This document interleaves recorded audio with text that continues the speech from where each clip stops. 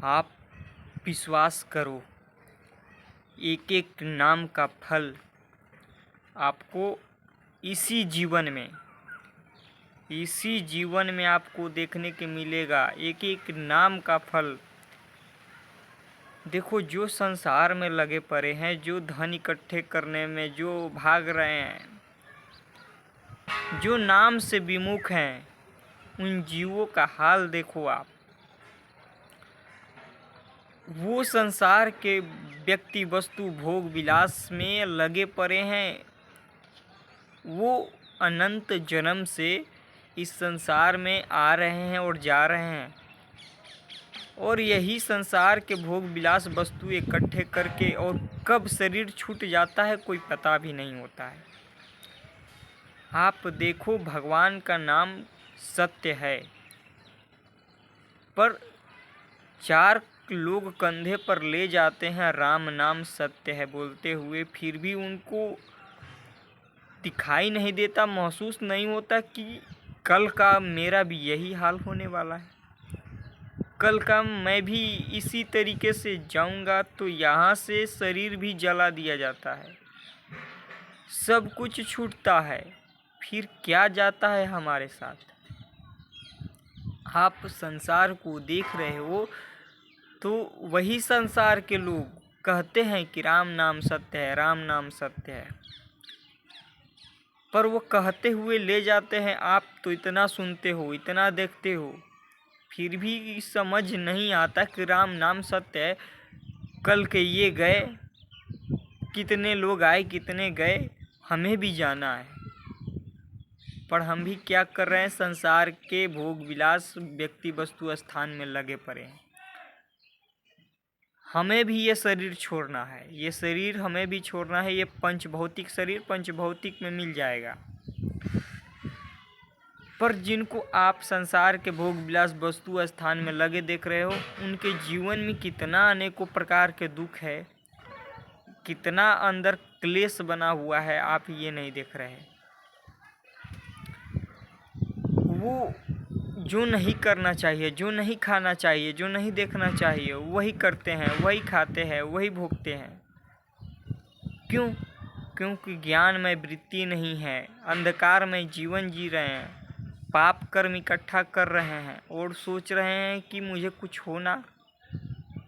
देखो, जो सत्य धर्म पर चलते हैं उनको थोड़ा कष्ट मिलता है, थोड़ा तकलीफ मिलता है। क्यों? क्योंकि उनका प्रारब्ध जो पाप कर्म है उनको भोगवाया जाता है, और जो धर्म पर जो इससे विमुख हैं उनको आप ये मत देखो, उनको छोटा से छोटा पाप का सज़ा मिलेगा तो उसमें विचलित हो जाते हैं, उनको शरीर में थोड़ा सा रोग आ गया मचल जाते हैं। क्यों?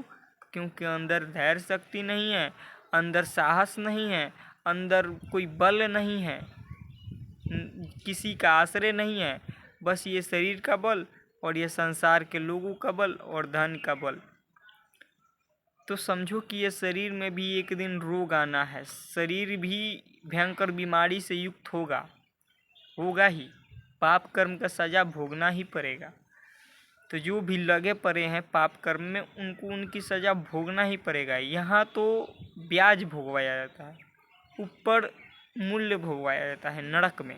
28 प्रकार के नरक, रौरो मान, महारौरो, कुंभी पात्र, अश्विन, बहुत प्रकार के नरक हैं। तो जो संसार में लगे पड़े हैं उनको आप मत देखो कि वो सुखी हैं, सुखी नहीं हैं।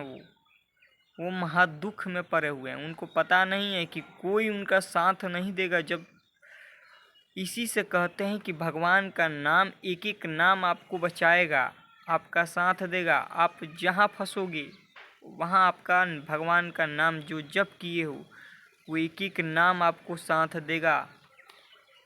और ये संसार में आप जिनको देख रहे हो उनका कोई साथ नहीं देगा। आज वो स्वस्थ हैं, आज शरीर में बल है, तो जीवों को मांस काट कर लोगों का दुख, चोरी छल कपट बेईमानी करके धन इकट्ठे कर रहे हैं। वही शरीर सड़ेगा एक दिन और उसको कोई पूछेगा नहीं। एक ऐसे ही एक गांव में राजा, उसको बोलते हैं जैसे कि एक गांव में प्रधान होते हैं, तो उसके आगे पीछे 4-5 बॉडीगार्ड चलते थे। खूब पद पैसा ऐशो आराम था। पर एक गांव में पंडित जी रहते थे। उन पंडित जी का वो पंडित जी क्या किए कि उसके पास अपना ज़मीन रख दिए गिरवी, और गिरवी रखने के बाद बोले कि हमें कुछ धन दीजिए जिससे मुझे भी अपनी बेटी की शादी करना है। तो बोले कि ठीक है, तुम अपना ज़मीन रख दो और धन ले जाओ। पंडित जी ज़मीन अपना रख दिए और धन लेकर चले आए। कुछ समय बाद पंडित जी धन इकट्ठा करके और ले गए। बोले कि मुझे अपना ज़मीन छुड़वाना है। बोले कि ठीक है, धन दो। उसको धन दे दिए। जो प्रधान था उसको धन दे दिए, और धन देने के बाद बोला कि जाओ इस अमुक दिन आना, तुम्हारा ज़मीन हम कागजात सब दे देंगे, तुम अपना ज़मीन ले जाना। पंडित जी गए, बोले कि हमारा ज़मीन चाहिए, हुकुम आप ज़मीन दो। तो वो बोला कि धन दो। धन पंडित जी दे दिए थे। बोला कि धन दो, तुम्हारा ज़मीन अभी गिरवी रखा है, तुम अभी अपने पैसे वापस नहीं किए हो, धन लेकर आओ फिर देना, फिर देंगे हम। पंडित जी बोले कि इतना छल कपटी है ये, मैं उसी दिन इसको धन दिया, बोला कि इस अमुक दिन आओ। तो पंडित जी बोले कि क्यों आप ऐसा कर रहे हो, मेरी 2 बेटी है, उसको भी शादी करना है, ऐसे करोगे तो मैं तो कहीं का नहीं रहूँगा। आप बोले कि कौन ऐसा कर रहा है, तुम धन लेकर आओ, तुम धन नहीं दोगे मैं ज़मीन दे दूँगा। बोले कि उसी दिन तो आपको धन दिए। बोला कि नहीं, मुझे नहीं पता कब तुम धन दिए हो, तुम धन लेकर आओ, जाओ यहाँ से, हटो।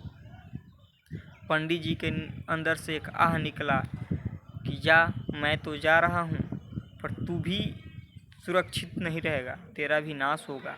पंडित जी धर्मात्मा थे, नाम जपक थे, तो उसके पास से लौट आए। कुछ दिन बाद उसका बेटा रौंद कर मर गया, यानी गाड़ी चलते हुए धक्का लग गया, मर गया। उसके एक और बेटा था, वो कैंसर का रोग लेकर मर गया। मतलब उसके घर में पूरी तरह से अकाल मृत्यु होने लगी, उसका नाश होने लगा। जो प्रधान था उसका नाश होने लगा, और वो उसका जो हाल हुआ, वो अंदर से सर के मरा, और उसको पानी देने वाला भी कोई नहीं था। सर के मारा, उसको पानी देने वाला भी कोई नहीं था। वही पंडित जी का श्राप उसे लगा। तो देखो, जो अधर्म के रास्ते पर हैं आज तुमको दिखाई दे रहा है, पर कल वही नहस तहस हो जाएंगे, कल बचेंगे ही नहीं, चारों तरफ से चित हो जाएंगे। तो आज ये मत देखो कि हमें कमी है, हमें धन की कमी है, हमें सब कुछ पूरा होगा। भगवान सर्वशक्तिशाली हैं, वो सब कुछ दे सकते हैं। आप नाम जप में लगो, निरंतर नाम को जप करो, फिर देखो आपको क्या क्या होता है।